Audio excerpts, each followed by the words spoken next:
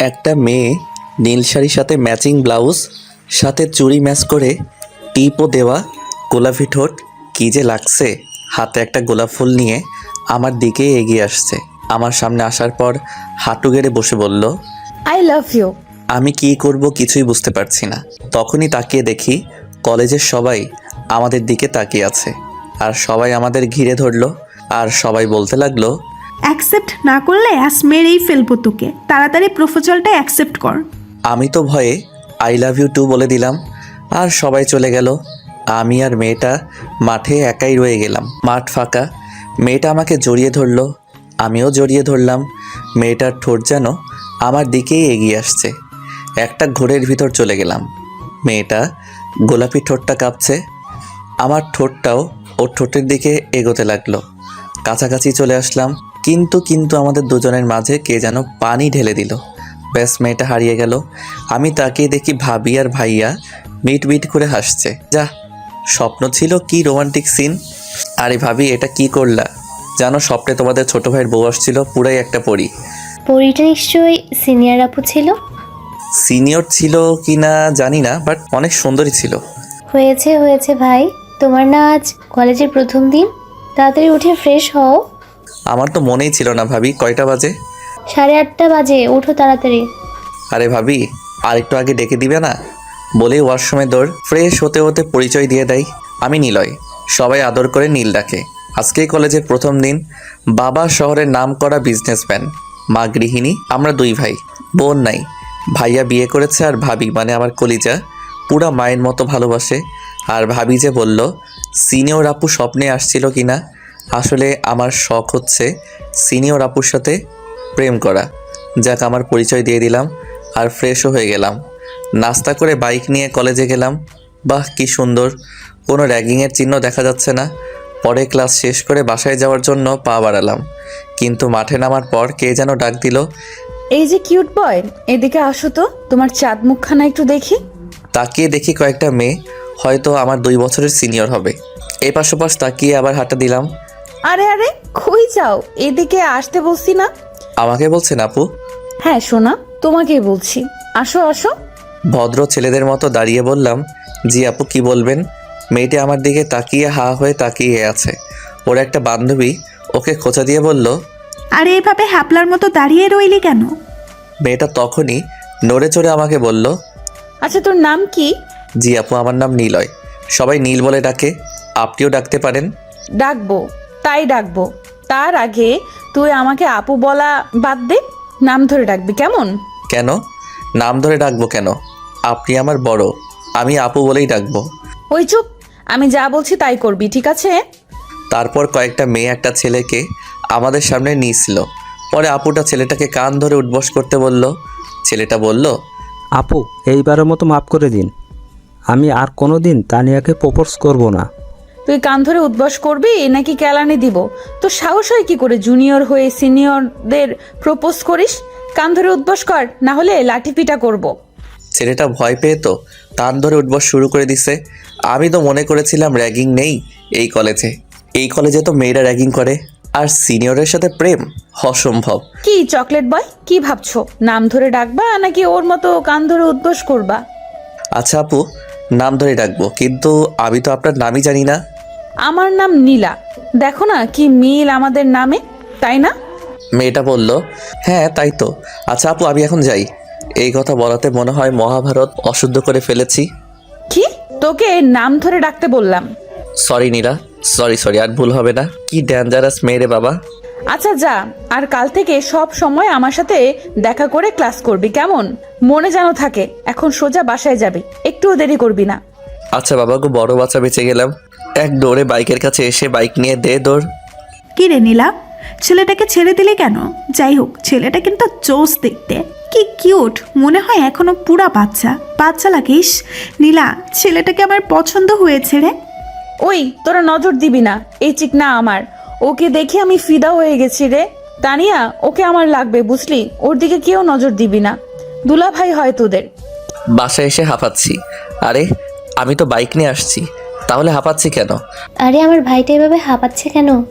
আর বলো না ভাবি, কলেজ থেকে বড় বাচ্চা বেঁচে আসলাম। আরে কি কি উল্টাপাল্টা বলছিস? হ্যাঁ, ঘোরায় ফিরে না বলে সোজাসাপটা বল। আরে ভাবি, আজকে কলেজে গিয়ে দেখি সব ঠিকঠাক, মানে শান্তশিষ্ট, বাট ক্লাস শেষ করে মহা বিপদে পড়ে গেছিলাম। পরে সব খুলে বললাম। কি? আমার ভাইকে হুমকি দে? বজ্জাত মেয়ের সাহস কত! আরে ভাবি বাদ দাও তো, আমার ভীষণ ক্ষুধা লাগছে, খেতে দাও। যাও ফ্রেশ হয়ে আসো, আমি খাবার দিচ্ছি। খেয়ে দিয়ে দিলাম একটা ঘুম। ঘুম থেকে উঠে দেখি বিকাল 5টা বেজে গেছে। তাই ফ্রেশ হয়ে বের হলাম একটু ঘোরাঘুরি করার জন্য। যেই না মোড়টা ঘুরবো তখনই কার সাথে যেন খেলাম ধাক্কা। তাকাতেই দেখি নীলা আপু আমাকে চর মারতে গিয়ে থেমে গেল। যাক বাবা, এবারও বেঁচে গেলাম। কি রে চকলেট বয়, কই যাচ্ছিস? আরে আপু আপনি? এই তো ঘুরতে বের হলাম। কেমন আছেন? কোথায় যাচ্ছেন? সবই ঠিক ছিল, বাট আপু বলে ডাকলি কেন? তোকে না বলছি আপু না বলে ডাকতে? ইয়ে মানে ভুলেই গেছি, আর হবে না। তা বললে তো হবে না, এখন তোকে শাস্তি পেতে হবে। আরে আপু সরি, এই কি বলে ফেললাম। কি তুই আবার আপু বললি? সরিতে কাজ হবে না, এখন তো তোকে শাস্তি পেতেই হবে, কোনো কথা চলবে না। সরি নীলা, ভুল হয়ে গেছে, প্লিজ মাফ করে দাও। তো শাস্তি হচ্ছে আমাকে কপালে একটা চুমু দিবি এখন, কেমন? আর না হলে কান ধরে উদ্বস করবি 10 বার। কোনটা করবি কর তাড়াতাড়ি। আরে নীলা, আমি তো সরি বললাম, মাফ করে দাও। না, কোনো মাফটাফ নাই, তাড়াতাড়ি কর। কোন শাস্তি মেনে নিবে? আরে কপালে তো ভালোবাসার মানুষটাকেই ভালোবাসার পরশ একে দিতে হয় না। আমি নীলার কপালে চুমু দিতে পারবো না। 10 বার কান ধরে উঠবস, আবার এই পাবলিক প্লেসে? না না, কোনোটাই করবো না।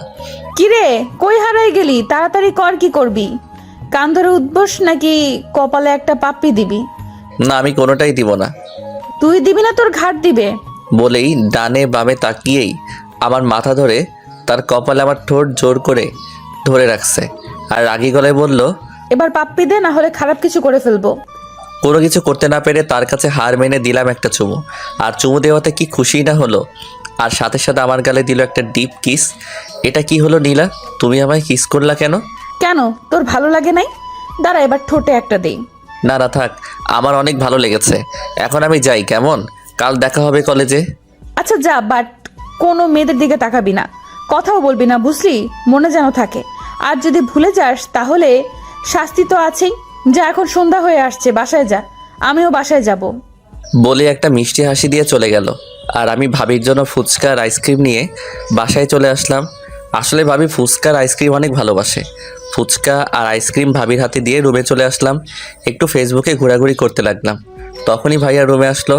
কিরে নীল, নতুন কলেজ কেমন কাটলো? ভালো ভাইয়া। ভাইয়ার সাথে কথা বলে খাওয়া দাওয়া শেষ করে শুয়ে শুয়ে ভাবছি নীলা আপুর ভাব ভালো না, মনে হয় আমাকে পছন্দ করে। যাক, আমারও আশাটা পূরণ হবে। সিনিয়র আপুর সাথে প্রেম করা, এসব উল্টাপাল্টা ভাবতে ভাবতে ঘুমিয়ে পড়লাম। আমি কোথায়? এত অন্ধকার কেন? তখনই কে যেন একটা দরজা দিয়ে ভিতরে ঢুকলো, কিন্তু তাকে দেখে কেমন জানি চেনা চেনা লাগছিল। আমার কাছে এসেই তার ঠোঁট আর আমার ঠোঁট মিলিয়ে দিল। বাট কিন্তু পানি এলো কোত্থেকে? চোখ খুলে দেখি ভাবি মগ নিয়ে রাগী লোক নিয়ে দাঁড়িয়ে আছে। চোখ দেখে তো ভয় পেয়ে গেছি। আরে ভাবি, এইভাবে তাকাই আছো কেন? ভয় লাগতেছে। তোমায় কতক্ষণ ধরে ডাকছি, ওঠো না কেন? ঘড়ির দিকে একবার তাকাও, 1 ঘন্টা ধরে ডেকে যাচ্ছি।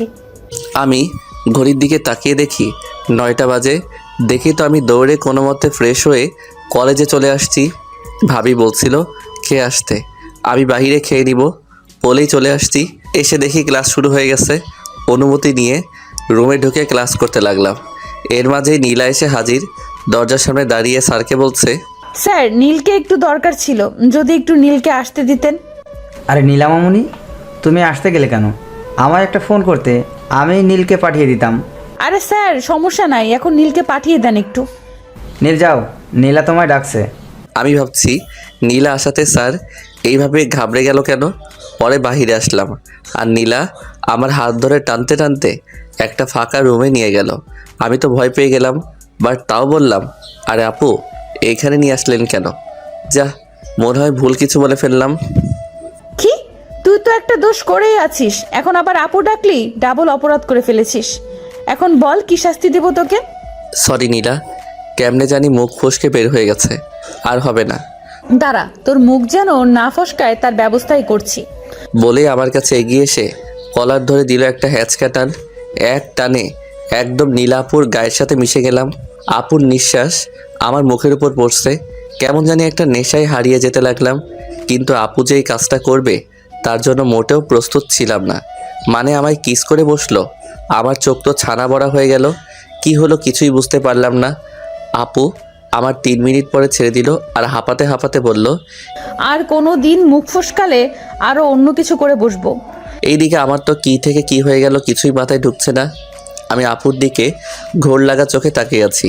আপু এটা দেখে আবার কিস দেওয়া শুরু করলো। এমনভাবে কিস করছে যেন অমূল্য সম্পদ ফিরে পেয়েছে।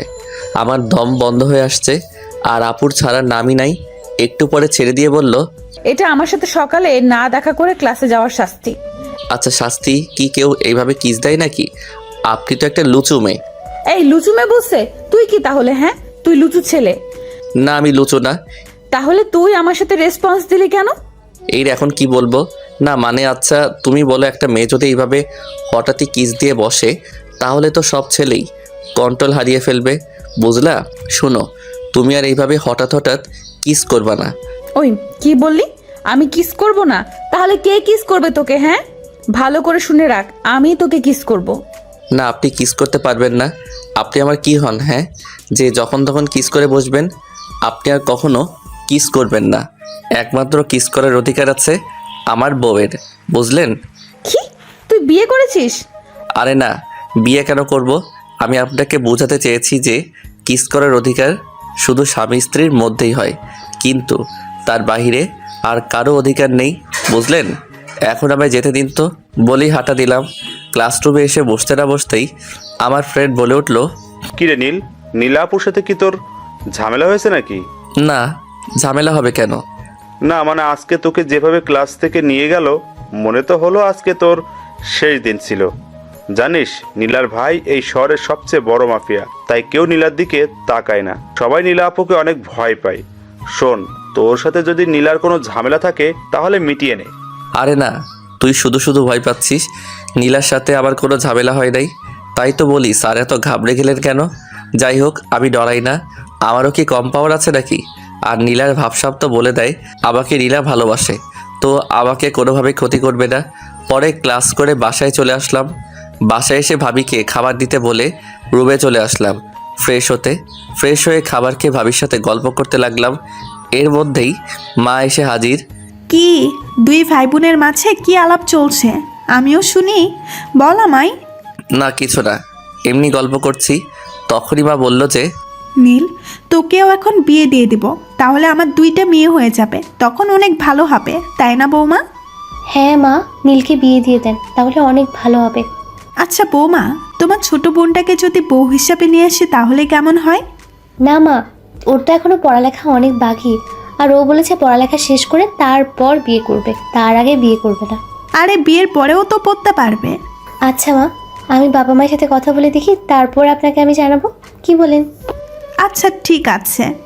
আরে মা আমি এখন বিয়ে টিয়ে করবো না, আগে আমার পড়ালেখা শেষ হোক, তারপর ভাবা যাবে। না, আমি যা বলছি তাই হবে। বলেই চলে গেল। আরে ভাবি, তুমি তো মাকে বোঝাতে পারতে, তা না বাবাকে বলে দেখবো কি বলে। এখন দেখি তুমিও আমায় ভালোবাসো না। আরে আমার ভাইটা দেখি রাগও করতে পারে আমার সাথে। আচ্ছা ভাই সরি, তোর বিয়ে করা লাগবে না, তোর যখন মন চাইবে তখনই বিয়ে করিস। এই তো আমার কিউট ভাবি, তুমি আসলেই অনেক ভালো। ভাবির সাথে আরও অনেক ফাইজলামি করে বাইরে বের হলাম। উদ্দেশ্য হাঁটাহাঁটি। হাঁটতে হাঁটতে একটা মাঠের সামনে খেলা দেখছি, সবাই ক্রিকেট খেলছিল। অনেকক্ষণ দাঁড়িয়ে দাঁড়িয়ে খেলা দেখে যেই পিছনে ফিরে হাঁটা দিব তখনই নীলা আপু এসে হাজির। আরে নীল, কি করিস এখানে? চল একটু ঘুরে আসি সামনে থেকে। না আমি তোমার সাথে যাব না, এখন আমার একটা কাজ আছে।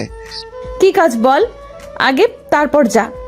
আমার গার্লফ্রেন্ডের জন্য এখন ফুচকা, আইসক্রিম, চকলেট কিনতে হবে। কি, তোর গার্লফ্রেন্ড আছে? থাকলে থাক, ভুলে যা, আর কালকে ব্রেকআপ করে নিবি, বুঝলি? কেন ব্রেকআপ করব কেন? কারণ আমি তোকে ভালোবাসি আর তুই আমার প্রপার্টি, আর এই প্রপার্টিতে শুধু আমিই থাকতে পারবো। অন্য কেউ আসলে তাকে একদম জীবিত কবর দিব, বুঝলি? আপনি আমায় ভালোবাসেন কিন্তু আমি তো বাসি না। তোর ভালোবাসা লাগবে না, আমি ভালোবাসবো। তুই শুধু কালকে ব্রেকআপ করে নিবি, বুঝলি? না হলে তো বুঝতেই পারছিস আমি কি করতে পারি। বলেই একটানে কাছে টেনে নিয়ে কিস করে বসলো। আমি তো শকড, কি করে এই মেয়ে? লজ্জা শরমের মাথা খেয়ে ফেলেছে। শোন, যা বলেছি তাই করবি, আর তোর ফোন দে। ভয়ে দিয়ে দিলাম, একটু টিপাটিপি করে তারপর দিয়ে দিল। যা সোজা বাসায় যাবি, এদিক ওদিক তাকাবি না। বলেই গালে একটা কিস করে চলে গেল। আমিও ভাবির জন্য ফুচকা আইসক্রিম নিয়ে বাসায় চলে আসলাম আর ভাবিকে দিয়ে কিছু সময় দুষ্টামি করে রুমে চলে আসলাম। সকালে ভাবির ডাকে ঘুম ভাঙলো। আরে ভাবি, এত সকালে ডাকলে কেন? তোমার ভাইয়া আজ কাজের জন্য দেশের বাইরে যাবে, যাও তুমি এয়ারপোর্টে দিয়ে আসো। আচ্ছা ভাবি, আমাকে তো বললো না ভাইয়া। আমিও জানতাম না, কাল রাতে এসে বললো। ও আচ্ছা, তুমি যাও, আমি ফ্রেশ হয়ে আসছি। ফ্রেশ হয়ে রেডি হয়ে নিচে নেমে দেখি ভাইয়া নাস্তা করছে। আমিও বসে গেলাম। ভাইয়া, কতদিন থাকতে হবে তোমাকে বাহিরে? এই তো 9-10 দিন। ও আচ্ছা। নাস্তা করে ভাইয়াকে নিয়ে গাড়ি নিয়ে বেরিয়ে পড়লাম এয়ারপোর্টের উদ্দেশ্যে। তখনই ভাইয়া বলল, শোন নীল, তোর ভাবি তো অনেক দিন তার বাপের বাড়ি যায় না, আর আমিও সময় পাই না। তাই আজকে তোর ভাবিকে নিয়ে কলেজ শেষ করে তোরা তাদের বাড়ি যাবি, ঠিক আছে? ওকে যাব। ভাইয়াকে নামিয়ে দিয়ে আমি ডিরেক্ট কলেজে চলে আসি। এসে দেখি তেমন কেউ আসে নাই এখনও। তাই মোবাইল নিয়ে একটু ফ্রি ফায়ার খেলা শুরু করে দিলাম। কয়েক ম্যাচ খেলার পর আমার ফ্রেন্ড অর্থাৎ শুভ চলে আসলো আর বলল, কিরে নীল, কি খবর, কি করিস? গেম খেলবি? না ভাই, আমি সব ফালতু জিনিস খেলি না। কথা বলতে বলতে দেখি নীলা আপু কলেজে ঢুকছে। আমি নীলা আপুর কাছে দেখা করতে চলে আসলাম। জানিনি তো, দেখা না করলে আবার অদ্ভুত একটা শাস্তি দেয়, তাই আগেই দেখা করা ভালো। হাই নীলা, কি খবর, কেমন আছো? তাহলে দেখি চকলেট বয়ের মনে আছে দেখা করার কথা? আরে কি বলো, মনে থাকবে না আবার? না হলে তো। না হলে কি, বল বল। না কিছু না। এইভাবে কথা বলতে বলতে ঘন্টা পড়ে গেল। আমরা সবাই ক্লাসে চলে আসলাম। প্রথম ঘন্টা শেষ করে বাইরে বের হলাম। দেখি নীলা আপু এদিকেই আসছে। আমার চোখ আবার কলেজের গেটের দিকে গেল। দেখলাম একটা গাড়ি ভিতরে ঢুকছে। দেখে বুঝতে পারলাম আমাদের গাড়ি এটা। আমিও নিচে নেমে এলাম। দেখি ভাবি গাড়ি থেকে নামছে। আমি কাছে গিয়ে জিজ্ঞেস করলাম, ভাবি তুমি কলেজে আসলে হঠাৎ? কি করবো বলো, মা বললো তোমাকে নিয়ে এখনই যেন আমাদের বাসায় যায়, তাই তোমাকে নিতে আসা। আমাকে বললেই তো হতো, আমি চলে আসতাম। না আসলে এখান থেকে আমরা আমাদের বাড়ি চলে যাব। আমি তোমার সব জামা কাপড় নিয়ে এসেছি, চলো তো, দেরি হয়ে যাচ্ছে। বলেই হাত ধরে টেনে নিয়ে গেল গাড়ির কাছে। আমি বললাম, ভাবি আমিও তো গাড়ি দিয়েই আজকে কলেজে আসছি। আচ্ছা, ড্রাইভারকে বলে দেই গাড়িটা নিয়ে বাসায় যাক, আর আমরা এটা নিয়ে চলে যাই, কেমন? আচ্ছা চলো। এখন আমি ড্রাইভারকে চাবি দিয়ে ভাবির সাথে চলে আসলাম তাদের বাসায়। ওইদিকে নীলা দেখলো আর ভাবলো হয়তো এই মেয়েটাই আমার গার্লফ্রেন্ড, মানে ভাবিকে ভুল বুঝলো আর বলল, তোকে বলেছিলাম না ব্রেকআপ করে নিতে, তুই করলি না। তবে আমিও আমার জিনিস আদায় করে নিব। এই নীলা, এমন কোনো জিনিস নেই যে চাওয়া মাত্র পাইনি, আর তোকেও আমি পেয়ে যাব। তোকে না পেলে আমি নিজেকে শেষ করে দিব। বলেই কাঁদতে কাঁদতে বাসায় চলে গেল। এইদিকে আমি ভাবিদের বাসায় এসে রুমে বসে বসে ফ্রি ফায়ার খেলছি। এমন সময় ভাবির বোন মানে জান্নাত আমাকে যে রুমে দেওয়া হয়েছে সেই রুমে আসলো আর টেবিলে হাতাহাতি করতে লাগলো। তাদের বাড়ি, যা ইচ্ছা করছে করুক, আমার কি। আমি একবার জান্নাতের দিকে তাকিয়ে আবার গেম খেলায় মনোযোগ দিলাম। তখনই জান্নাত বলে উঠলো, আরে আপনি তো বেশ বোরিং একটা লোক। মানে বুঝলাম না, কি বলতে চাচ্ছেন? আপনি আমাকে দেখার পরও কথা বললেন না কেন? কেন আপনাকে দেখে আমার কথা বলতে হবে? কে আপনি? না মানে আপনাকে খেতে ডাকছে আপু, তাই ডাকতে আসলাম। তো এটা বললেই তো হতো, কী সব উল্টাপাল্টা বলছিলেন। বলেই চলে আসলাম। কি ভাব, ভাব বের করব বলে দিলাম। হ্যাঁ ভাবি বলো, ডাকছিলে আমায়? খেতে বসো। দেখি সবাই বসে আছে, আমিও বসে পড়লাম। খেয়ে দে আবার রুমে এসে শুয়ে পড়লাম। আর নীলাপুর কথা ভাবছি, নীলাপুর কি আমাকে ভালোবাসে? এইসব আউল ফাউল ভাবতে ভাবতে রাতে গভীর ঘুমে পা বাড়ালাম। ঘুম ভাঙলো কারো চুরির শব্দে, মানে জান্নাত আমার কানের কাছে তার হাত ঝাঁকিয়ে চুরির পরে শব্দ করছে। আমি চোখ খুলে বললাম, কি শুরু করলেন আপনি? কি করেছি আমি? এই যে এত সকালে আমার আরামের ঘুমটা ভাঙালেন। জানেন আমার সিনিয়র গার্লফ্রেন্ডের সাথে কি রোমান্টিক স্বপ্ন দেখছিলাম। মানে সিনিয়র গার্লফ্রেন্ডকে আর আপনি প্রেম করেন? আরে তেমন কিছু না। উঠুন, এখন নাস্তা করতে হবে আর আমার সাথে আমার কলেজে যেতে হবে, বুঝলেন? নাস্তা না হয় করলাম, কিন্তু আপনার কলেজে কেন যাব? না এমনি আপনাকে একটু ঘুরিয়ে দেখাবো আমাদের কলেজটা কেমন। এবার তাড়াতাড়ি উঠে ফ্রেশ হয়ে নিচে আসুন। আপনি যান, আমি আসছি। ফ্রেশ হয়ে নিচে নেমে নাস্তা করে জান্নাতের সাথে তার কলেজে আসলাম। কেমন লাগছে আমাদের কলেজ? ভালোই, পরিবেশ ভালো লাগলো। চলেন, আজ আর ক্লাস করবো না, ঘুরবো। ওকে চলেন। ঘোরাঘুরি করে বাসায় চলে আসলাম আর ভাবিকে বললাম, ভাবি আমার আর এখানে ভালো লাগছে না, বাসায় যাবা কবে? কেন, কালকেই তো আসলাম আর তুমি এসব বলছো? আর কয়েকদিন থেকে তারপর না হয় যাব। ঠিক আছে, তুমি যা বলবা তাই। আমি রুমে গেলাম। ফ্রেশ হয়ে আসো, আমি খাবার দিচ্ছি। আচ্ছা। আমি ফ্রেশ হয়ে টাওয়েল পরেই ফোন টিপছিলাম, ঠিক তখনই জান্নাত নক না করে রুমে আসলো আর আমাকে দেখে দিল এক চিৎকার। আমিও ওর সাথে সাথে দিলাম চিৎকার। পরে আমি প্যান্ট আর একটা শার্ট নিয়ে ওয়াশরুমে দিলাম দৌড়। কাপড় পরে বের হয়ে দেখি রুম ফাঁকা। যাক বাবা, বাঁচা গেল। নিচে গিয়ে দেখি জান্নাত টেবিলে বসে খাবার খাচ্ছে, কিন্তু আমি কি করে ওর সামনে যাব ভেবে পাচ্ছি না। তখনই ভাবি বলল, নীল, খেতে বসো। না মানে বসছি। কোনো মতে খেয়ে আবার রুমে এসে গা এলিয়ে দিলাম খাটে। আর তখনই নীলাপুর কথা মাথায় আসলো যে পাগলি মেয়ে আমায় ভালোবাসে ঠিকই, বলতে পারছে না। আমিও যে পাগলিটাকে অনেক ভালোবেসে ফেলেছি।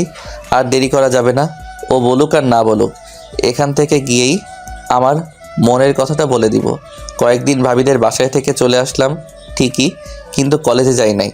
একদিন আমি রাস্তা দিয়ে হাঁটছি, তখনই দেখি নীলা আপু আসছে, কিন্তু আমার দিকে একবার তাকিয়ে আবার পাশ কাটিয়ে চলে গেল। আমি বেশ অবাকই হলাম যে মানুষটা আমাকে দেখলে কত প্রশ্ন শুরু করে দিত, কিন্তু আজ আমাকে পাশ কাটিয়ে চলে গেল। কেমন যেন বুকের ভিতরটা চিনচিন করে উঠল। মনটা খারাপ করেই বাসায় চলে আসলাম আর রাতে না খেয়ে ঘুমিয়ে পড়লাম। পরদিন ভাবির ডাকে ঘুম ভাঙলো। এই যে আমার মিষ্টি ভাইটা, তাড়াতাড়ি ঘুম থেকে উঠুন, কলেজে যেতে হবে তো। ভাবি যাও, আমি ফ্রেশ হয়ে আসছি। আজকে কেন যেন বাইক নিতে মন চাইলো না, তাই রিক্সা করে কলেজে চলে আসলাম। কিন্তু নীলা আপুকে দেখতে পেলাম না, পুরো ক্যাম্পাস খুঁজেও পেলাম না, তাই মন খারাপ করে ক্লাসে চলে আসলাম। কোনো মতে ক্লাস করে বের হয়ে হেঁটে হেঁটে বাড়ি যাচ্ছি। তখনই একটা কালো গাড়ি আমার সামনে এসে দাঁড়ালো আর কয়েকজন লোক দেখে মনে হচ্ছে বডিগার্ড হবে। আমি কিছু বলতে যাব, তখনই একজন আমার নাক বরাবর একটা স্প্রে করলো আর আমার মুহূর্তেই যেন ঘুম চলে আসলো। আমি আর দাঁড়াতে পারছি না, পড়ে যাচ্ছি। আর মনে নাই, চোখ খুলে দেখি আমি একটা অন্ধকার ঘরে একটা বিছানার পাশে একটা চেয়ারে বাঁধা অবস্থায় বসে আছি। ঠিক তখনই দরজাটা খুলে গেল আর যাকে সামনে দেখলাম তাকে দেখে আমি তো অবাক হয়ে গেলাম। দেখলাম নীলা ভিতরে ঢুকছে, সাথে 10 থেকে 20 জন লোকও আছে, সবাই বডিগার্ড টাইপ পোশাক পরে আছে। আর নীলা প্রায় দৌড়িয়েই আমার কাছে চলে আসলো আর ওই লোকদেরকে বলল, ইডিয়েট, ওকে এইভাবে বেঁধে রাখছে কে? ম্যাম, আমি বেঁধেছি। নীলা তখনই লোকটাকে একটা চড় মেরে বলল, এই, তোকে না বলেছি নীলকে এই বিছানায় শুয়ে রাখতে? কেন বেঁধে রাখলি? হ্যাঁ, নীলের কষ্ট হচ্ছে না? সরি ম্যাম, আসলে আমি মনে করেছিলাম যদি ছেলেটার জ্ঞান ফিরে তাহলে হয়তো পালিয়ে যাবে, তাই বেঁধে রেখেছি। উফ, এত কথা বাদ দিয়ে নীলকে তাড়াতাড়ি খোল বলছি। ইস, কতই না কষ্ট পাচ্ছে। জি ম্যাম, খুলে দিচ্ছি। আমাকে বাঁধন খুলে দিয়ে লোকটা সরে গেল আর নীলা আমাকে জড়িয়ে ধরে কপালে গালে চুমু দিতে লাগলো আর বলতে লাগলো, এই নীল, তুমি কি বেশি কষ্ট পাইছো? প্লিজ জান, আমায় মাফ করে দাও। আমি তোমাকে কষ্ট দিতে চাই নাই, সত্যি বলছি। এই খাটটার উপর একটু বসো, আমি খাবার আনছি। তোমাকে তো অনেক সময় এখানেই নিয়ে আসছি। সব কথা একদমই বলল। তার মানে আপনি আমাকে কিডন্যাপ করেছেন? বাহ নীলাপু, আপনার ভাব দেখে মনে হয়েছিল আপনি আমায় পছন্দ করেন, কিন্তু আমি জানি না আপনার সাথে আমার বা আমার পরিবারের কোনো শত্রুতা আছে কিনা। সো এখন কি করতে চান আপনি? আমায় মেরে ফেলবেন? মারেন, কোনো সমস্যা নাই, মারেন মারেন, কিলমি। নীল প্লিজ আমাকে ভুল বোঝো না, আসলে আমি তোমাকে সত্যিই ভালোবাসি। ভালোবাসেন তাহলে এসব কি আমাকে এখনে কেন নিয়ে আসলেন? এই আপনার ভালোবাসা ছিল নীলাপু? আমি যখন আপনি করে আর আপু বলে ডাকছিলাম তখন নীলাপু কেমন যেন একটা ভাব, মানে দেখে মনে হচ্ছে অনেক কষ্ট পাচ্ছে আর রাগও হচ্ছে। তখনই নীলা বডিগার্ডদের বলল, আপনারা এখন বাইরে যান তাড়াতাড়ি। ওদের মধ্যে থেকে একজন বলে উঠল, ম্যাম, আপনাকে যদি কিছু করে ফেলে এই ছেলে, তখন স্যার তো আমাদের কাউকে ছেড়ে দিবে না। ওফো, তোমরা এত কথা বলো কেন? এখন আমার চোখের সামনে থেকে যাও বলছি, তাড়াতাড়ি। চিল্লাতে চিল্লাতে বলল। নীলাকে দেখেই মনে হচ্ছে ওদের এখনই কাঁচা চিবিয়ে খাবে। ওকে ম্যাম, যাচ্ছি। বলেই সবাই চলে গেল। নীলা দরজাটা লাগিয়ে দিল আর লাইট অন করলো। আমার সামনে এসে কান ধরলো আর বলল, নীল প্লিজ, আমাকে ভুল বোঝো না। আমি সত্যিই তোমাকে এইভাবে এখানে আনতে চাইনি। আমি জানি তোমার অনেক কষ্ট হয়েছে এখানে থাকতে। আচ্ছা ভালো কথা, বুঝলাম। আপনি এখানে আমাকে ইচ্ছা করে আনেন নাই, তো কিসের জন্য আমায় এইখানে আনলেন? শুনো নীল, আমি তোমাকে আমার জীবনের চাইতেও বেশি ভালোবাসি। আর তুমি কি না অন্য একটা মেয়ের সাথে রিলেশন করে বেড়াচ্ছ? আমি তো তোমাকে বলেই দিয়েছিলাম যে তুমি যদি ওই মেয়েটার সাথে ব্রেকআপ না করো তাহলে আমি যে উল্টাপাল্টা কাজ করে বসবো, তাই আমি তোমাকে এখানে ধরে আনছি। ছি নীলা আপু, আমি তোমাকে ভালোবাসি না নীলা আপু, বুঝলে? এখন আমাকে এখান থেকে যেতে দিবে নাকি মেরে ফেলবে? ভাব নিয়ে বললাম। আসলে নীলার চেহারা দেখে আর ওর রাগ দেখে এখন আমারই ভয় করছে। কি তুই ভালোবাসবি না? তোর ঘাড় আমাকে ভালোবাসবে। বলেই দিল একটা কিস। আমি ছাড়ানোর চেষ্টা করছি বাট পারছি না, কারণ আমার মাথার চুল খামচি মেরে ধরে রাখছে। আর ছাড়ানোর চেষ্টা করলেই চুল ধরে টান দেয়। এইভাবে 3 মিনিট ধরে রাখছিল। আমার দম বন্ধ হয়ে যায় অবস্থা। আরে নীলা আপু শুনেন, আমি না আপনাকে বলেছিলাম এইসব কিস টিস স্বামী স্ত্রীর মাঝে দেওয়া হয়? আপনি আসলেই একটা লুচু মেয়ে। স্বামী স্ত্রী না, দাঁড়া, তোমাকে আজকেই বিয়ে করব, একটু সময় দাও বাবু।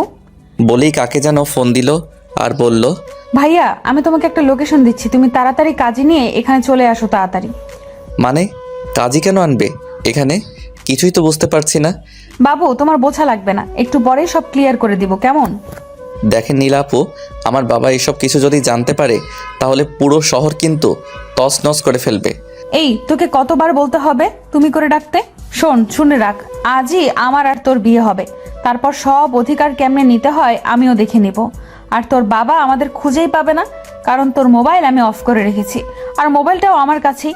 তো সব চিন্তা ভাবনা বাদ দিয়ে বিয়েটা করে ফেলো আমাকে লক্ষ্মী ছেলের মতো, কেমন সোনা? আমি জীবনেও বিয়ে করব না। আপনার বলতে না দিয়ে তুমি করে বলো বলছি। ও আচ্ছা, তোমাকে জীবনেও আমি বিয়ে করব না। আর তখন নীলার ফোন বেজে উঠল আর নীলা বলল, একটু দাঁড়াও আমি আসছি। বলেই দরজার দিকে চলে গেল আর দরজাটা খুলে দিল। দেখলাম একজন লোক আর একটা হুজুর আসছে। আমার বুঝতে বাকি নাই যে লোকটা নীলার ভাই। তারা আমার কাছে আসলো আর লোকটা আমাকে দেখে মুচকে হাসি দিল আর নীলাকে উদ্দেশ্য করে বলল, নীলা বোন আমার, তোর দেখি পছন্দ আছে বলতে হবে। ছেলেটা একদম কিউট আর পিচ্ছি পিচ্ছি ভাব। ভাইয়া আর বলো না তো, আমার লজ্জা লাগে। যাক বাবা, এই মেয়ে নাকি লজ্জা পায়। হয়েছে, আর লজ্জা পেতে হবে না। তো কাজী সাহেব বিয়ে পড়ানো শুরু করেন। না, আমি বিয়ে করব না আপনার বোনকে। আরে কি যেন নাম? ও হ্যাঁ, নীল। দেখো বিয়ে করবে কি না আমি জানি না, তো আমার বোন তো তোমাকে ঠিকই বিয়ে করেই ছাড়বে, বুঝলে? শোনো নীলা, তুই এখন কিভাবে ওকে রাজি করবি তোর ব্যাপার। কাজী সাহেব আপনারা বিয়ে পড়ানো শেষ হলে আমাকে ডাক দিয়েন, কেমন? আমি এখন বাইরে থেকে একটু ঘুরে আসি। আর নীলা, এই ছুরিটা রাখ, কাজে দিবে। Bye, best of luck my dear sister. ভাইয়া তুমি রিল্যাক্সে বাহির থেকে একটু ঘুরে আসো, কেমন? তারপর নীলার ভাই বাহিরে চলে গেলেন আর নীলা আমাকে খাটের উপর বসিয়ে দিল আর কাজীকে বলল, এবার শুরু করেন। কাজী সাহেব সব কিছু মানে বিয়ের খুতবা পড়ে নীলকে বলল, বাবা বলেন কবুল। না আমি বলবো না। আর নীলা আমাকে বলল, প্লিজ নীল বলে দাও, না হলে কিন্তু খারাপ কিছু করে ফেলবো। তুমি যা ইচ্ছা করো, তাও বলবো না। আর নীলার রাগ মাথায় উঠে গেছে। দেখ আমি ভালোই ভালোই বলছি, বলে ফেল, না হলে একদমই ছুরি চালিয়ে দেবো। দাও ছুরি চালাও, আমার গলায় চালিয়ে দাও, সমস্যা নাই। সত্যি সত্যি নীলা আমার বুকে একটা টান মেরে দিল, কিন্তু অল্প কেটেছে, রক্ত বের হচ্ছে। আর রাগী গলায় বলল, বল, না হলে এবার সত্যি সত্যি গলায় চালিয়ে দিব। না বলবো না। দাঁড়া, তোকে আমি মারবো না, আমি এখন নিজেকেই শেষ করে দিব। বলেই নীলার হাতে দিল একটা টান, সাথে সাথে রক্তে ফ্লোর ভিজে গেল। তখন মনে হলো আমার বুকে কে যেন অনেক জোরে আঘাত করলো। পরে নীলা আবার বলল, বাবু প্লিজ বলে ফেলো। আমি চুপ, কোনো কথা বের হচ্ছে না আমার মুখ দিয়ে। আমাকে চুপ থাকতে দেখে নীলা আবার হাতে দিল ছুরি দিয়ে টান। তখন আমি আর সহ্য করতে না পেরে চোখ বন্ধ করে বলে ফেললাম, কবুল কবুল কবুল। কবুল বলাতেই নীলা আমাকে জড়িয়ে ধরলো। তখনই কাজী বলল, মামুনি আপনি এখন বলুন কবুল। নীলা সাথে সাথে কবুল কবুল কবুল। যেই তাড়াতাড়ি বলল বাবারে, কাজী আলহামদুলিল্লাহ বলল। ওইদিকে নীলা আস্তে আস্তে জোরে একটা চিৎকার দিল আর বলল, নীল তোমার অনেক কষ্ট হচ্ছে তাই না বাবু, একটু দাঁড়াও। বলে একজনকে ডাক দিল। সাথে সাথে একটা বডিগার্ড চলে আসলো আর বলল, আর নীলা বলল, এখনই ফার্স্ট এড বক্সটা নিয়ে আসুন। লোকটা চলে গেল আর নীলা আমার বুকের কাটা অংশে হাত দিয়ে কান্না করছে আর বলছে, দেখো নীল আমি কত খারাপ তাই না, তোমাকে কষ্ট দিচ্ছি? এইদিকে নীলার হাত দিয়ে যে রক্ত পড়ছে তাতে ওর কোনো খেয়ালই নাই। সে আমাকে নিয়ে ব্যস্ত হয়ে পড়ে আছে, কিন্তু আমি ওর সাথে কোনো কথাই বলছি না। বডিগার্ড ফার্স্ট এইড বক্স নিয়ে আসলো আর নীলা বক্সটা নিয়ে আমার বুকে ব্যান্ডেজ করতে লাগলো, কিন্তু নীলার হাত দিয়ে রক্ত পড়েই চলেছে। তাই আমি ওর হাত ধরে তুলা আর স্যাভলনটা কেড়ে নিলাম, নিয়ে নীলার হাত ওয়াশ করতে লাগলাম। আর নীলা আমার দিকে এক নজরে তাকিয়ে আছে। আমি ব্যান্ডেজ করে নীলাকে বললাম, এখন আমাকে বাড়িতে যেতে দাও প্লিজ, আর পাগলামো করো না। আমার মা বাবাকে তুমি চিনো না, হয়তো এতক্ষণে পুরা শহরটা তছনছ করে ফেলেছে। তখনই নীলার ভাই চলে আসলো আর বলল, কোনো চিন্তা করিও না, তোমার বাবা মা এখন রিল্যাক্সে ঘুমাচ্ছে। মানে ঘুমাচ্ছে মানে কি? আসলে আমি তাদেরকে ম্যানেজ করে ফেলেছি। মানে তোমাকে যখন আমার বোন এখানে তুলে নিয়ে আসে, আমি তখন তোমাদের বাসায় যাই তোমার আর নীলার বিয়ের কথা বলতে। কিন্তু নীলা যে তোমাকে তুলে এখানে নিয়ে আসছে আমি তা জানি না। আমাকে ফোন দিয়ে বলে তোমাকে এখানে নিয়ে আসছে, আরও বলে তুমি নাকি অন্য একটা মেয়েকে ভালোবাসো। তখন নীলা একটা প্ল্যান করে, তোমার মাকে যেন আমি বলি তুমি নীলাকে আর আমাকে দুজনকে ভালোবাসো, আর নীলার আজ বিয়ে, তাই তুমি নীলাকে নিয়ে পালিয়েছো। আমিও নীলার কথাগুলো তোমার মাকে বলি। আমি মনে করেছিলাম তোমার মা হয়তো রেগে যাবে, কিন্তু না, তোমার মা 2 হাত তুলে দোয়া করতে লাগলেন যে, হে আল্লাহ, তুমি এতদিন পর আমার ছেলেটাকে একটু চালাক বানালে। আল্লাহ আমার ছেলে আর আমার বৌমা যেন সহি সালামতে থাকে। তুমি আমার ছেলের বউ আর আমার ছেলেটাকে একটু দেখে রাখিও, আমিন। আমি তো তোমার মায়ের কথা শুনে অবাক। কি বলে তোমার মা? তারপর তোমার মা তোমার বাবাকে ফোন দিয়ে বলে তোমার অ্যাকাউন্টে যেন টাকা পাঠিয়ে দেয়, আর বলে তুমি নাকি বিয়ে করেছো। মানে সব খুলে বলে। তোমার বাবাও হয়তো অনেক খুশি। যাই হোক, এখন চলো, বিয়ে তো আমার বোন তোমাকে করবেই ফেলবে। চলো এখন বাসায় চলো, তোমাদের বাসর সাজানো হয়েছে। বাসন মানে? আরে পাগল, বিয়ে হয়েছে না, বাসর করতে হবে তো। তখন নীলা বলে উঠল, ভাইয়া আমার কিন্তু লজ্জা লাগছে। আমি নীলার দিকে তাকিয়ে দেখি নীলার মুখ লাল হয়ে গেছে লজ্জায়। মনে মনে ভাবছি, বাসর না, চলো আগে তোমার বাসর আমি বের করব। তখনই নীলা বলল, কি এত ভাবছো? চলো বাসায় যেতে হবে। আমি নীলার কথা ভাবনা থেকে বের হয়ে বললাম, আচ্ছা চলো। আমি বাহিরে বের হয়ে তো অবাক, দেখি অনেকগুলো গাড়ি, আর একটা গাড়ি ফুল দিয়ে অনেক সুন্দর করে সাজানো। আমাকে আর নীলাকে সাজানো গাড়িতে বসিয়ে দিয়ে নীলার ভাই অন্য একটা গাড়িতে বসলো আর গাড়ি চলতে শুরু করে দিল। নীলা আমাকে বলল, সরি নীল, কেন? তোমাকে এইভাবে বিয়ের করার জন্য। আসলে তোমাকে হারানোর ভয় একটু বেশি হচ্ছিল, তাই প্লিজ নীল, তুমি ওই মেয়েটাকে ভুলে যাও। দেখো আমি তোমাকে অনেক ভালোবাসবো। আমি বললাম, জীবনেও না, আমি কখনো তোমাকে স্বামীর অধিকার দিব না তোমায়। আর নীলা তখনই বলে উঠল, দেখা যাবে, বাসায় চলো আগে। কার অধিকার কে কিভাবে আদায় করার সে নিজেই আদায় করবে। বলেই একটানে কাছে এনে কিস করে দিল। ছি নীলা, তুই সবসময় এত কিস করো কেন? ড্রাইভার আছে না গাড়িতে? তো কি হয়েছে? তুমিই তো বলেছিলে স্বামী স্ত্রী একে অপরকে কিস করতে পারবে, তাই তো তোমাকে বিয়ে করেই ফেলেছি। আমি আমার বরকে কিস করছি, তাতে ড্রাইভারের কি? তখনই ড্রাইভার বলল, ম্যাম, আমি কিছু দেখি নাই। নীলা তখন আমার দিকে চোখ বড় বড় করে তাকিয়ে আছে। আমি বললাম, কি কিস করো এখন আমায়? করবে না? করো করো। মজা নিচ্ছ? আর একটু সময় পরে টের পাবা কিস কত প্রকার ও কি কি। বলেই আমার বুকে মাথা রাখলো। আমি সরাতে চাইলাম, বাট নীলা শক্ত করে জড়িয়ে ধরে আছে, তাই বৃথা চেষ্টা করলাম না সরানোর। আমার ভালোই লাগছিল যে নিজের বউকে জড়িয়ে ধরে আসি, কিন্তু প্রকাশ করিনি। আমি প্রায় ঘুমিয়েই পড়েছি নীলাকে জড়িয়ে ধরে। তখনই ড্রাইভার বলল, স্যার, ম্যাম, আমরা বাসায় চলে আসছি। আমি চোখ খুলে দেখি বিশাল একটা বাড়ি, কিন্তু অবাক হইনি, কারণ আমাদের বাড়িটাও অনেক বড়। নীলা নেমে গেল আর আমি বসেই আছি গাড়িতে। আমি গাড়ি থেকে নামছি দেখে নীলা আমার হাত ধরে টেনে নামালো আর টানতে টানতে বাড়ির ভিতরে নিয়ে গেল। ভিতরে নিয়ে গিয়ে ডিরেক্ট নীলার রুমে। ও মা, রুমে এসে দেখি রুম সাজানো, দেখে রাগও উঠলো। তাই নীলাকে বললাম, এসব কি? কেন দেখছো না বাসর ঘর? আচ্ছা দাঁড়াও। বলেই আলমারি খুলে একটা শেরওয়ানি আনলো আর বলল, এটা পরে নাও। হাতে ধরিয়ে দিয়ে আবার আলমারি খুলে একটা লাল শাড়ি বের করলো। আমি শেরওয়ানি হাতে নিয়েই দাঁড়িয়ে আছি। তখন বলল, পরবে না, দাঁড়াও। বলে বডিগার্ড বডিগার্ড বলে চিৎকার করা শুরু করলো। তখনই 2 জন লোক চলে আসলো আর নীলা তাদের বলল, তোমরা নীলকে সাজিয়ে দাও, আমি ভাবির কাছ থেকে শাড়ি পরে আসি। আমি এসে যেন দেখি নীলকে সাজানো হয়েছে। বলেই চলে গেলে এই মেয়ে সবসময় আমাকে মাইন্ডকার চিপায় ফেলে দিয়ে নাচতে নাচতে চলে যায়। তখনই বডিগার্ড একটা বলে উঠলো, স্যার প্লিজ পড়ে নেন, না হলে আমরা কিন্তু জোর করে পড়িয়ে দেব। না আমি পড়বো না, তোমরা যাও এখন এখান থেকে। সরি স্যার, পারবো না, ম্যামের অর্ডার আছে। আপনাকে না সাজিয়ে আমরা কোথাও যাব না।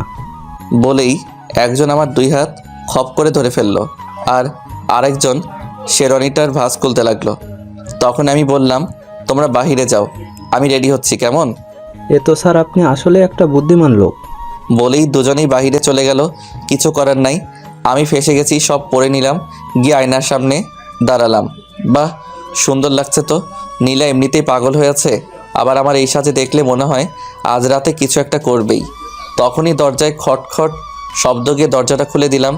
দেখি নীলা শাড়ি পরে দাঁড়িয়ে আছে। আমি নীলাকে দেখে আবার ক্রাশকে বসলাম। নীলাও আমার দিকে হা করে তাকিয়ে আছে।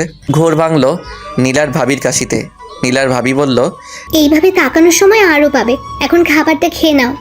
নীলার হাতে খাবার দিয়ে মুচকে একটা হাসি দিল। তখন নীলা ভাবিকে বলল, সব ঠিক মতো দিয়েছো তো ভাবি?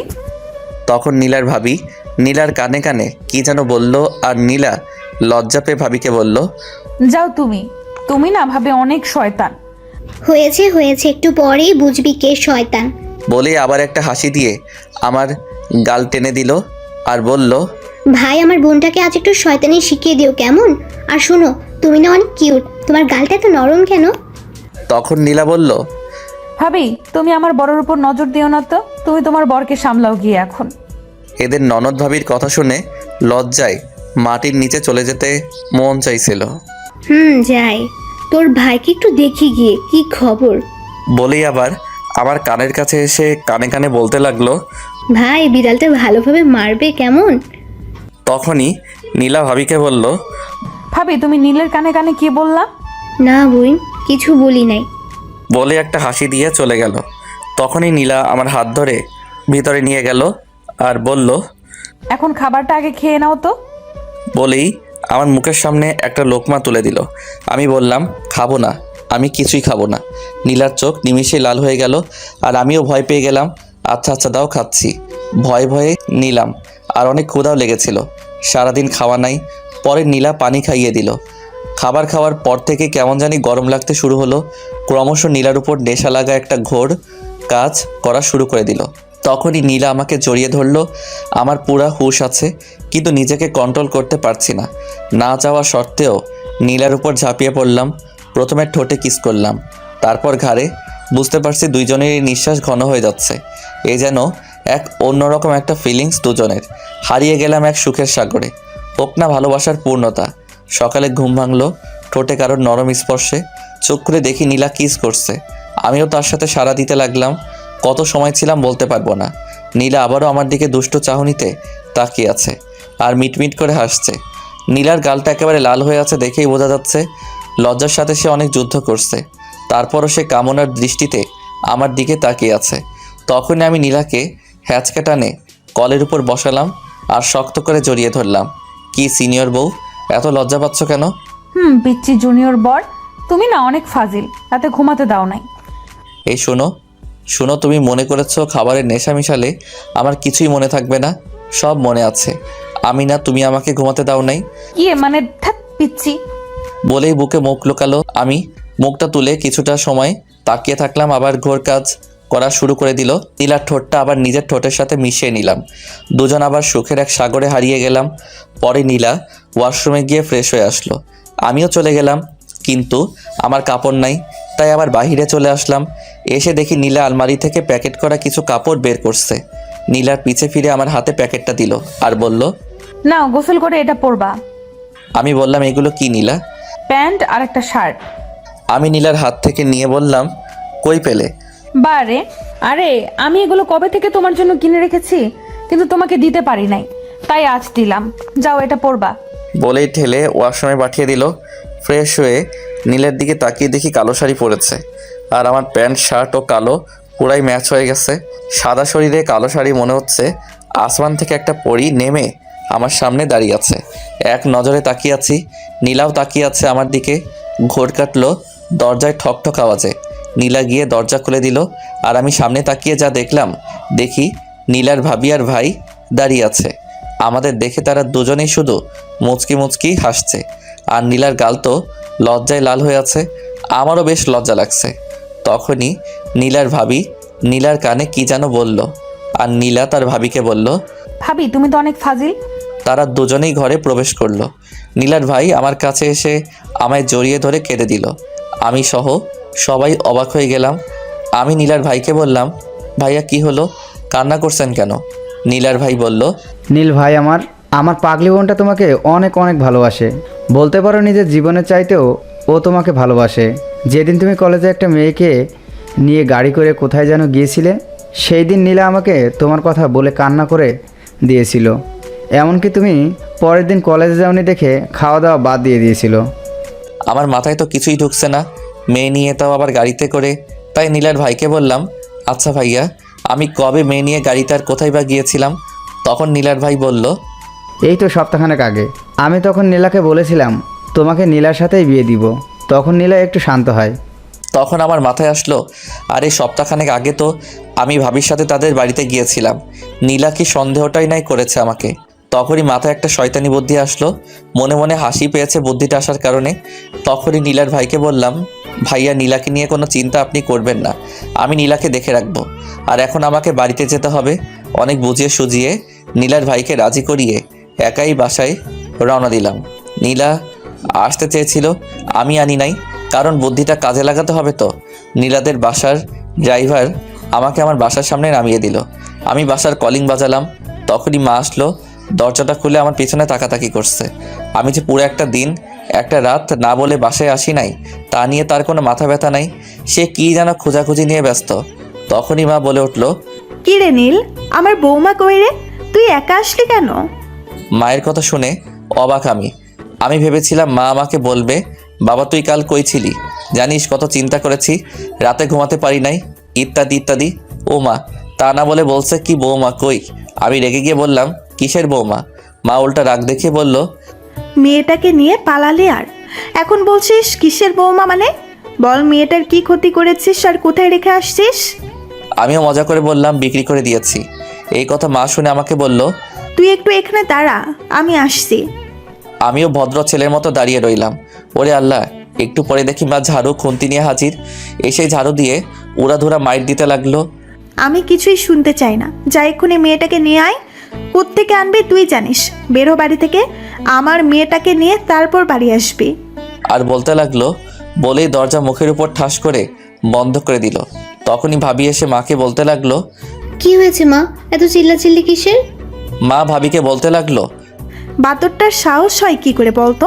বৌমা কালকে মেয়েটাকে নিয়ে পালিয়েছিল আর সকালে একাই বাড়ি ফিরেছে। হ্যাঁ, মেয়েটাকে কোথায় রেখে আসলো? তাই ঝাড়ু পিটা করে বের করে দিয়েছি। মেয়েটাকে সাথে করে না আনা পর্যন্ত ওকেও বাড়িতে উঠতে দেব না।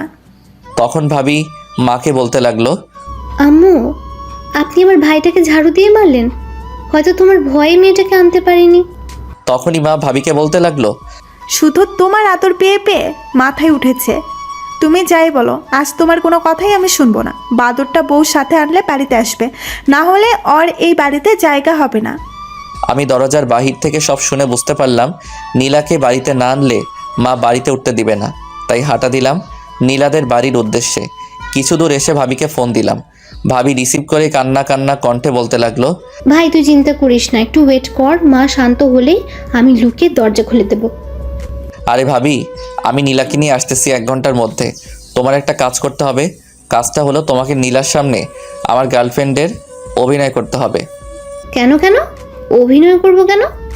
আরে ভাবি, যা বলছি তাই করবা, বুঝলা? বলেই কলটা কেটে দিলাম। এটাই আমার শয়তানি বুদ্ধি মাথায় ঘুরপাক খাচ্ছিল। আমাকে সন্দেহ করে দাঁড়াও সন্দেহ করাচ্ছি। রিক্সা করে চলে আসলাম নীলাদের বাসায়। দিলাম কলিং। খুলে দিল নীলার ভাবি। আমাকে দেখে বলতে শুরু করলো, কি ভাই, বউকে ছাড়া থাকতে মন চাইছে না? বলেই দিল একটা হাসি। আমি লজ্জা পাচ্ছি ভাবি বুঝতে পেরে নীলাকে ডাক দিল। নীলা আমাকে দেখে অস্থির হয়ে বলতে লাগলো, বাবু তোমার কি হয়েছে? তুমি না এই মাত্র গেলে, রাস্তায় কিছু হয়েছে? আরে কিছুই হয় নাই, তুমি তাড়াতাড়ি রেডি হয়ে নাও, তোমাকে বাড়িতে নিয়ে তারপর যাব। আর একজনের সাথে পরিচয় করিয়ে দিব, তাড়াতাড়ি করো। নীলা এমন কথা শুনে মনে হয় অনেক খুশি হলো, তাই আমার হাত ধরে রুমে নিয়ে আসলো আর সব গোছগাছ করতে লাগলো। তখনই নীলার ভাবি হাজির। আমাদের গোছগাছ দেখে একটু অবাকই হলেন, তাই নীলাকে বললেন। কি রে, সব গোছগাছ করছিস কেন? তখনই নীলা বলল। ভাবি শ্বশুরবাড়ি চলে যাব, তাই রেডি হচ্ছি। নীলার ভাবি বলতে লাগলো। আজই চলে যাবি? হ্যাঁ। দাঁড়া, তোর ভাইকে ডেকে আনি, তোর ভাই কি বলে দেখি। বলেই চলে গেলেন। নীলার ভাই এসে আমাদের যা বললেন তা শুনে আমি তো শিহরিত হয়ে গেলাম। নীল, আমি আগেই ভেবেছিলাম তোমাকে খুব তাড়াতাড়ি নীলাকে নিতে আসতে হবে, কারণ তোমার মাকে যখন বানিয়ে বলেছিলাম তুমি নীলাকে নিয়ে পালিয়েছো, তখন তোমার মা বৌমা পাগল বোঝালে। নীলার ভাই বলল। বলেই নীলার ভাই আর ভাবি হাসাহাসি করতে লাগলো। ভাইয়া ভাবির কাছ থেকে বিদায় নিয়ে নীলাকে বাসায় আসলাম। এবার কলিং দিতেই মা আবারও দরজাটা খুলে দিল। মনে হয় দরজার সামনে দাঁড়িয়েছিল। নীলা মাকে সালাম করতে গেলে মা ধরে সালাম করতে দিল না। মা তো নীলাকে দেখে অনেক খুশি হলেন। তখন মা আমাকে বলতে লাগলো। ইস, মিষ্টি একটা মেয়েকে তুই কষ্ট দিস, তোর তো সাহস কম না? তখনই নীলা মাকে বলল। মা, আপনার ছেলে আমাকে সব সময় শুধু শুধু বকা দেয়। আমি অবাক নয়নে নীলার দিকে তাকালাম। নীলা তো নিজেই আমাকে ব্ল্যাকমেল করে বিয়েটা করলো। আমায় সবসময় সে নিজেই আমাকে ধমকের উপরে রাখে। যেদিন থেকে আমার আর নীলার দেখা চিন্তা ভাবনা এই মেয়েকে, ঠিক তখন থেকেই আমার উপর অধিকার খাটায়। আর এই মেয়ে মাকে বলছে আমি নাকি সবসময় বকা দেই। কি মিথ্যুক রে! নীলার কথা শুনে মা আমার 14 গোষ্ঠী উদ্ধার করতে লাগলো। আর নীলা মিটমিট করে হাসতে লাগলো। তখন দেখি ভাবি এইদিকে আসছে। আমি ভাবিকে চোখের ইশারা দিয়ে আমার রুমে যেতে বললাম। ভাবিও মুচকি একটা হাসি দিয়ে আমার রুমের দিকে হাঁটা দিল। নীলা ভাবিকে দেখে নাই এখনো। মা নীলাকে ভিতরে নিয়ে আগেই খাবার টেবিলে বসালো আর মা নিজ হাতে নীলাকে খাইয়ে দিতে লাগলো। আমাকে অবশ্য মা খেতে বলেছিল। আমি না খেয়ে রুমে চলে আসলাম। এসেই ভাবিকে কি কি করতে হবে বলে দিলাম। আমি বারবার দরজা দিয়ে উকি দিয়ে দেখতে লাগলাম নীলা আসছে কিনা। নীলা আসছে বুঝতে পেরে ভাবিকে বললাম, ভাবি অভিনয়টা শুরু করে দাও। ভাবিও শুরু করে দিল। তখন ভাবি আমাকে বলতে লাগলো।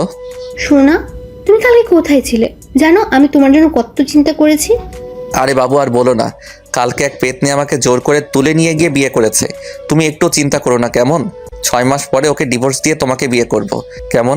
তুমি আমাদের বাসায় আসলে কখন? এই তো জান, সকালে আসছি আর তোমার জন্য ওয়েট করছিলাম। তুমি যদি আসো, তো তুমি তো এসেই গেছো তখনই। নীলা দিল একটা চিৎকার। নীল, এই মেয়েটা কে? তখন ভাবি নীলার দিকে ফিরল। নীলা বলতে লাগলো। আরে এটা তো সেই মেয়ে যে কলেজে তোমার সাথে একদিন দেখেছিলাম। আমি তো এই মেয়েকে মেরেই ফেলবো, তার আগে তোকে মারবো। বলেই ভাবির হাত ধরে ঘর থেকে বাহির করে দিল আর দরজাটা লাগিয়ে দিল। দরজা লাগিয়ে আমার এদিক ওদিক কী যেন খুঁজতে লাগলো। তখনই দেখলো পড়ার টেবিলের উপর একটা ছুরি পড়ে আছে। নীলা ছুরিটা হাতে নিয়ে আমাকে আক্রমণ করবে। তখন আমি চোখটা বন্ধ করে নিলাম, কিন্তু অনেকটা সময় পার হয়ে গেল, তাও কিছু করলো না। নীলা আমাকে কিছু করছে না দেখে আমি আস্তে আস্তে চোখ খুলে দেখি ভাবি আর নীলা একসাথে দাঁড়িয়ে মিটমিট করে হাসছে। আর আমি তাদের দেখে বেকুব বনে গেলাম। তখন নীলা একটু শব্দ করে হাসি দিল আর আমাকে বলতে লাগলো। কি গো পিচ্চি, অ্যাক্টিং তো ভালোই পারো। তুমি মনে করেছো আমি এসব দেখে কষ্ট পাবো? না, একদম না। কারণ আমার শাশুড়ি আম্মা আমাকে বলেছে তোমার একটা বড় ভাই আছে এবং তার একটা কিউট মিষ্টি দেখতে বউও আছে, এবং সে তোমাকে ভাইয়ের মতো ভালোবাসে, সেটাও বলেছে। সরি সুইটি ভাবি, ভাবি আমার, আমি তোমাকে সেই দিন কলেজে সন্দেহ করেছিলাম নীলের সাথে দেখে। আরে পাগলি বোন আমার, এটা তো স্বাভাবিক বিষয়। আমি কিচ্ছু মনে করিনি। তুমি আমার এই ভাইটাকে একটু দেখে রাখবা কেমন? একটু বোকা আছে, তুমি চালাক বানাই দিবা। আচ্ছা তোমরা কথা বলে আমি যাই, এখানে থেকে কাবাব মেয়ে হাড্ডি হতে চায় না। ভাবি আপনি এখন একটু যান, এই পিচ্চিটার ক্লাস নিব এখন একটু। ভাবি চলে গেল আর নীলা দরজা লাগাই দিল আর আমার দিকে আস্তে আস্তে আগাতে লাগলো। এই মেয়ের ভাবসাব ভালো লাগছে না, কখন কি করে আল্লাহই জানে। আমি পিছাতে পিছাতে দেয়ালের সাথে ঠেকে গেলাম আর নীলা আমার দুই পাশে হাত দিয়ে দেয়ালে আমার সাথে লেপ্টে দাঁড়ালো। তখন দুজনেরই নিঃশ্বাস ভারী হয়ে যাচ্ছে। নীলা প্রায় মাতালনি হয়ে গেছে। দিল 2 ঠোঁট এক করে, দীর্ঘ সময় ধরে কিস করে শেষে এসে ঠোঁটে দিল একটা কামড়। কি হলো এটা? কামড় দিলা কেন? ভাবির সাথে নাটক করছো তাই এই শাস্তি দিলাম।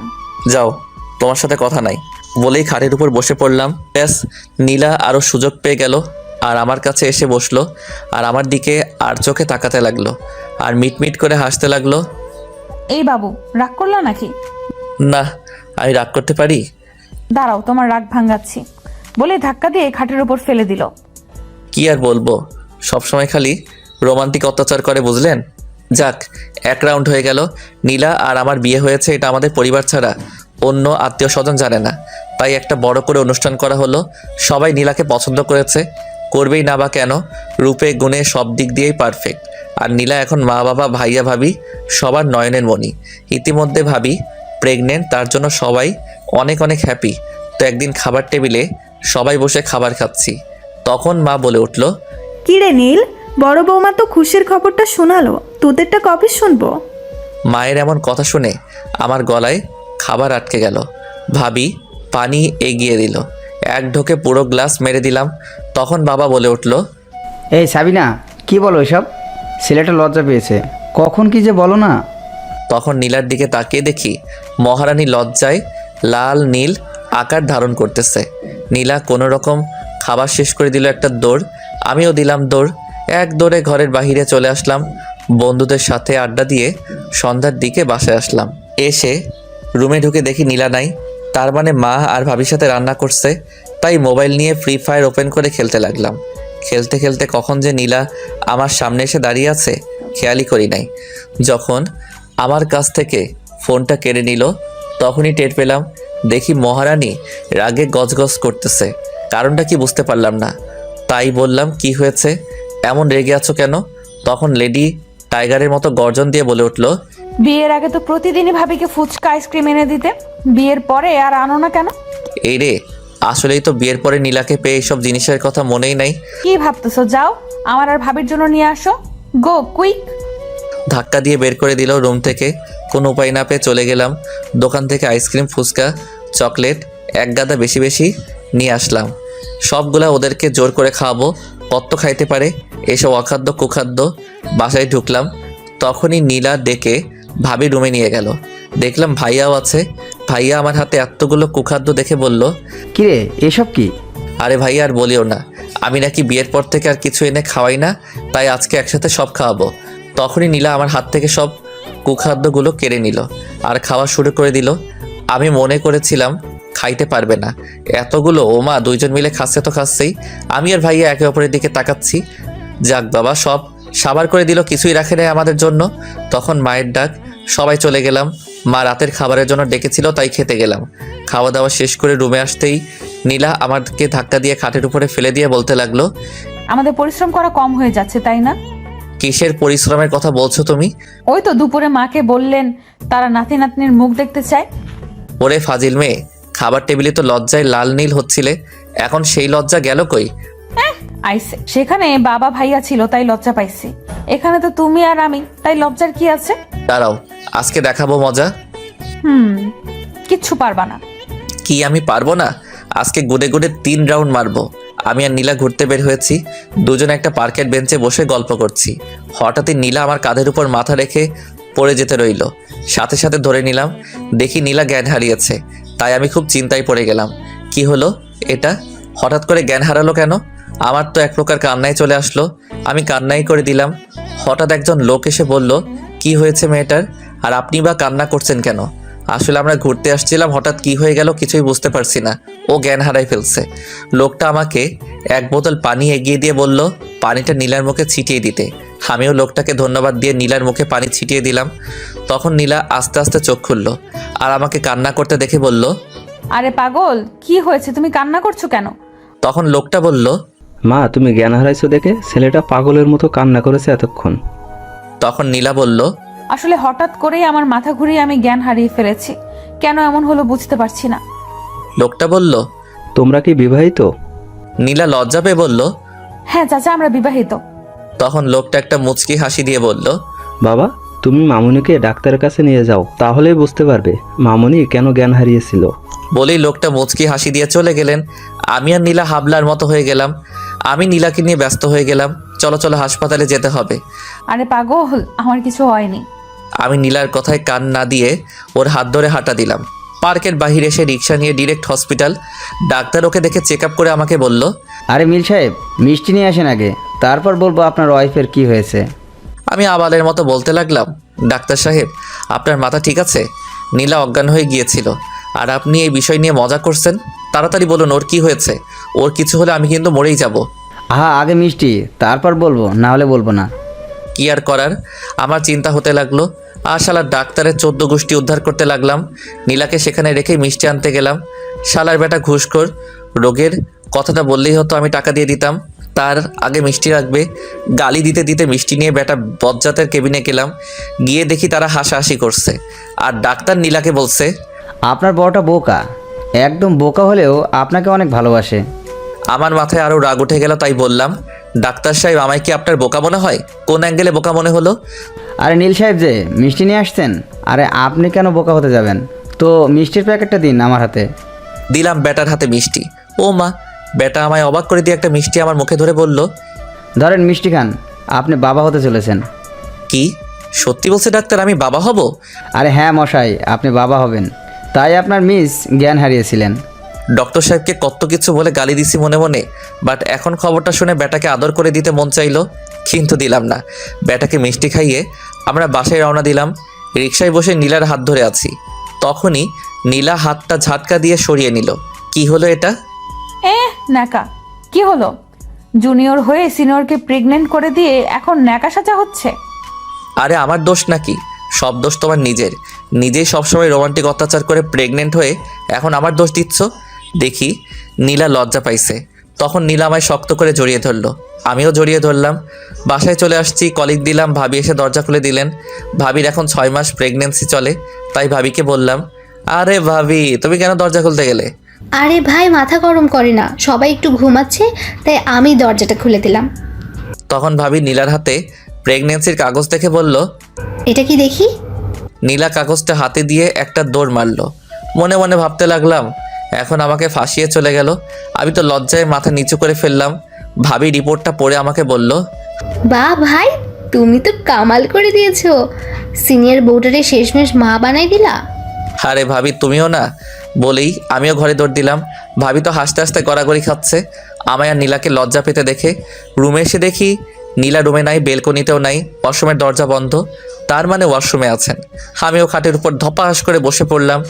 নীলা ওয়াশরুম থেকে বের হয়ে ডিরেক্ট আমার কলার চেপে ধরলো। আরে বাবা কি করছো, ছাড়ো। না ছাড়বো না, লুচু পোলা কোথাকার। এই লুচু মানে? আমি আবার কি করলাম? আইসে, সে কি করছে জানে না। তাই তো, আমি কি করলাম? এই পিচ্ছি, তোমার শরম লজ্জা বলতে কিছু নেই? আছে তো, অনেক লজ্জা আছে, বাট শরম নাই। আবার বলে শরম নাই। সিনিয়রের প্রেগনেন্ট বানায় দিলা, বলে কি না তার শরম নাই, আবার বলে লজ্জা আছে। তো আইসে নিজে সব কিছু জোর করে করবে আর দোষ দিবে আমাকে। আচ্ছা আমি আর কিচ্ছু করব না, আর তুমিও করবা না, বলেই কলা ছাড়িয়ে খাটের উপর শুয়ে পড়লাম। এই যা, এইটুকুতেই রাগ? দাঁড়া, তোর রাগ বার করছি। শুয়ে চোখ বন্ধ করে আছি। তখনই নীলা এসে সুরসুরি দিতে লাগলো। এই পিচ্ছি, কই যাবা রাগ করো, তাও আবার আমার উপর? সাহস কত বড়, হ্যাঁ? রোম্যান্স করবে কি না তা রাগ করে শুয়ে থাকা হচ্ছে? আরে নীলা কি শুরু করলা? হ্যাঁ এত সুরসুরি দিচ্ছ কেন? ঘুমাতে দাও, আমার ঘুম পাইছে। কি তোমার ঘুম পাইছে? এইদিকে ফিরো প্লিজ, রাগ করো না, এই যে কানে ধরছি। তা কানটা কার ধরেছেন, আমারটা না আপনারটা? আরে পিচ্ছি বর, বোঝো না কেন? হ্যাঁ, যেটা তোমার সেটা আমার, আর যেটা আমার সেটা তো আমারই। তবে রে দাঁড়াও, মজা দেখাচ্ছি, বলেই জড়িয়ে ধরলাম। আমি জানি তুমি এখন কি চাচ্ছ। তা কি চাচ্ছি? দিব? মানা করছে কে? না পরে আবার আমারই দোষ হবে, তাই দিব না। এই যা শয়তান পোলা, তোর কিচ্ছু দেওয়া লাগবে না, আমি নিজেই নিতে পারবো। কি লুচু মেরে বাবা, বলে কিনা নিজেরটা নিজেই নিতে পারবে। কি লুচু বললো তো? এখন তো এই লুচুগিরি করতেই হয়। দিছে কিস করে। আমি ইচ্ছা করে রেসপন্স দিচ্ছি না দেখে মাথার চুল ধরে টানতে লাগলো। তাও রেসপন্স দিচ্ছি না, তাই ঠোঁটে এবার দিল কামড়। আমি হেরে গেলাম। রেসপন্স না দিলে ঠোঁটটাই ছিঁড়ে ফেলবে কামড়ে, তাই আমিও রেসপন্স দিতে লাগলাম। কিছু সময় পর ছেড়ে দিয়ে হাঁপাতে হাঁপাতে বলতে লাগলো, কি বলছিলাম না, নিজেদেরটা নিজেই আদায় করে নিব। বলে লজ্জা পেয়ে বুকে বুক লুকালো। পাগলি একটা। শুধুই তোমার পাগলি। আমারই তো, আর কারো হতেই দিতাম না। পাগল একটা। শুধুই তোমার। এইভাবে খুনসুটি হালকা দুষ্টু বৃষ্টি ঝগড়ার মাঝে কেটে গেল 8টা মাস। আজ নীলার ডেলিভারি ডেট, তাই নীলাকে নিয়ে হাসপাতালে যাচ্ছি। নীলাকে যখন অপারেশন রুমে যাওয়া হচ্ছিল তখন পাগলিটা অনেক কান্না করছিল। এই নীল, আমার না অনেক ভয় করছে, প্লিজ তুমিও ভেতরে চলো না। এই পাগলি, কিচ্ছু হবে না, দেখো। না, আমি শুনেছি ডেলিভারির সময় নাকি অনেকেই মারা যায়। চুপ, একদম চুপ, একদম উল্টাপাল্টা কথা বলবা না। তোমার কিচ্ছু হবে না। তোমার কিছু হলে আমার কি হবে বলো? আমার কেন যেন মনে হচ্ছে আমি হয়তো আর বাদ। বললাম না তোমার কিছুই হবে না। তুমি আমায় কথা দাও তুমি ফিরে আসবে। কথা দাও বলছি। তুমি ফিরে না আসলে যে আমিও মরে যাব। এই না প্লিজ, তুমি মরার কথা বলো না। আচ্ছা আমি কথা দিচ্ছি আমি ফিরে আসবো। ডাক্তার নীলাকে ভিতরে নিয়ে গেল। আমি বাহিরে নীলার জন্য ছটফট করতে লাগলাম। মনের মধ্যে ভয় শক্ত করে বাসা বাঁধতে শুরু করলো। আল্লাহকে ডাকতে লাগলাম, হে আল্লাহ, তুমি তো জানোই নীলাকে ছাড়া নীল একদম অসম্পূর্ণ। প্লিজ আল্লাহ, এই পাগলিটাকে আমার জীবন থেকে কেড়ে নিও না। তখনই ভিতর থেকে বাচ্চার কান্না ভেসে আসতে লাগলো। কিছু সময় পর একজন নার্স বাচ্চাটাকে নিয়ে বাইরে আসলো। আমি ছুটে তার কাছে গেলাম। নার্সটা হাসি মুখে বলল, আপনার ছেলে হয়েছে। নার্স, নীলা নীলা কেমন আছে? ও সুস্থ আছে তো বলেন প্লিজ। আরে ব্যস্ত হইন না, ডাক্তার বলতে পারবে। আমি ভিতরে যাব, নীলার কাছে যাব। যাবেন তো, একটু সময় পর। বলেই নার্সটা ভিতরে গিয়ে দরজাটা লাগিয়ে দিল। তখন আমি আমার ছেলের দিকে তাকালাম। মা, বাবা, ভাইয়া, ভাবি সবাই আমাকে ঘিরে ধরেছে আমার ছেলেকে দেখার জন্য। ছেলেটা একদম তার মায়ের মতোই কিউটের ডিব্বা। তখনই মা আমার ছেলে নিতে নিতে বলল, দে আমার নাতিকে আমার কোলে। ছেলেটাকে তার দাদির কোলে দিলাম। তখনই ডাক্তার বের হলেন মুখটা ভারী করে। তার মুখ ভার করা দেখে আমার কলিজা কেঁপে উঠল। আমি গিয়ে ডাক্তারের হাতটা চেপে ধরলাম। ডাক্তার সাহেব, আমার নীলা কেমন আছে? নীলা ঠিক আছে তো? আসলে মিস্টার নিলাই, আমি কি যে বলবো আপনাকে। আমার জান যায় যায় অবস্থা ডাক্তারের কথা শুনে। আপনি সরেন, আমি নীলার কাছে যাব। বলে একদরে নীলার বেডের পাশে দাঁড়ালাম। দেখি চোখ বন্ধ করে আছে। আমার আত্মাটা বের হবার মতো হয়ে গেছে। চোখ দিয়ে অঝরে নোনা জল গড়িয়ে পড়তে লাগলো। এই নীলা, লক্ষ্মীটি একবার চোখটা খোলো প্লিজ। আমাকে এভাবে ছেড়ে যেতে পারো না তুমি। এই নীলা, তুমি না আমায় কথা দিছিলা আমাকে ছেড়ে যাবা না? প্লিজ চোখটা খুলো। বাহ, তুমি তো বেশ বেইমান হয়ে গেছো। কথা দিয়ে কথা রাখো না। কেন বেইমানিটা করলে আমার সাথে? বলে বেডের সাথে কপাল ঠেকিয়ে নীরবে কান্না করতে লাগলাম। কিছু সময় পর মাথায় কমল স্পর্শ পেলাম। এই স্পর্শটা আমার অনেক পরিচিত। হ্যাঁ, এটা নীলার স্পর্শ। নীলার মুখের দিকে তাকিয়ে দেখি মিটমিট করে হাসছে। এই পাগল, এইভাবে কেউ কান্না করে? আমার কিচ্ছু হয়নি। আমি যে আমার পিচ্চি পাগলটাকে কথা দিয়েছিলাম আমি ফিরে আসবই। তোমার সাথে একটু মজা করার জন্যই তো ডাক্তারকে মিথ্যা বলতে বলেছিলাম। তখনই যেন আমার মধ্যে আত্মাটা আবার প্রবেশ করলো। সাথে সাথে পাগলিটাকে জড়িয়ে ধরলাম আর মুখে কপালে গালে হাজারো ভালোবাসা এঁকে দিলাম। এই পিচ্চি কি করছো? দেখো দরজায় কারা দাঁড়িয়ে আছে। তাকিয়ে দেখি মা, বাবা, ভাইয়া, ভাবি, ডাক্তার সাহেব, নার্স সবাই দাঁড়িয়ে চোখের পানি মুছতেছে আর মুচকি মুচকি হাসতেছে। মা এসে বলতে লাগলো, কিরে শয়তান মেয়ে, আমার এইভাবে আমাদের কষ্ট দিতে তোর ভালো লাগে তাই না? আমি তোমাদের কষ্ট দিতে চাইছি নাকি? আমি তো দেখতে চাইছি আমার পিচ্চিটা আমাকে কতটা ভালোবাসে। তা কি দেখলি তোর পিচ্ছি কিরকম ভালোবাসে তোকে? ফাজিল মেয়ে আমার। অনেক অনেক অনেক ভালোবাসে আমায়। তা আমার বাবুই সোনা কই, আমার কাছে দিবা না নাকি? ভাইয়া বলল, এই যে আমার আব্বু তো আমার কোলে। নীলার কাছে দিতে দিতেই বলল। তখনই ভাইয়ার মেয়ে কান্না শুরু করে দিল। ওই যে দেখো আমার ছোট মামুনি আবার কান্না করতে লাগলো। মামুনিকে কোলে নেই এখন। ভাইয়ার মেয়ের বয়স 1 বছর। নীলা ছেলেটাকে কাছে নিয়ে আদর করতে লাগলো। এইভাবে কেটে গেল আরও 4টা বছর। আমাদের ছেলের বয়স আজকে 4 বছর পূর্ণ হলো। জন্মদিনের সব আয়োজন শেষ করে আমরা গল্প করতে বসেছি। তখনই অভ্র, মানে আমার ছেলের নাম, আর শ্রাবণী মানে ভাইয়ার মেয়ের, দুজনে আমাদের সামনে এসে বলতে লাগলো, বাবাই বাবাই, আমি শ্রাবণী আপুকে ভালোবাসি, শ্রাবণী আপুকে বিয়ে করব। হ্যাঁ মাম্মাম, তুমি তোমার ছেলের সাথে আমাকে বিয়ে দিয়ে দাও, আমি অব্রকে ভালোবাসি। এদের কথা শুনে আমাদের সবারই চোখ বড় বড় হয়ে গেল।